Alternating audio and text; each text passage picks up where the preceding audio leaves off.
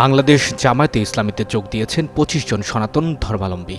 জেলা কার্যালয়ে এক অনুষ্ঠানের মাধ্যমে তারা দলের প্রাথমিক সদস্যপদ গ্রহণ করেন। এরপরই চাঁপাইনবাবগঞ্জ পৌরসভার এই নেতাকর্মীরা জানান, তারা জামায়াতের রাজনৈতিক ও অর্থনৈতিক আদর্শে বিশ্বাসী হয়ে এই সিদ্ধান্ত নিয়েছেন। এ বিষয়ে সুমন কুমার সাহা নামের এক নতুন সদস্য বলেন, তারা তাদের মতো করে ধর্ম পালন করবেন এবং বাকিরাও নিজেদের মতো করে ধর্ম পালন করবে, এতে কোনো সমস্যা হবে না।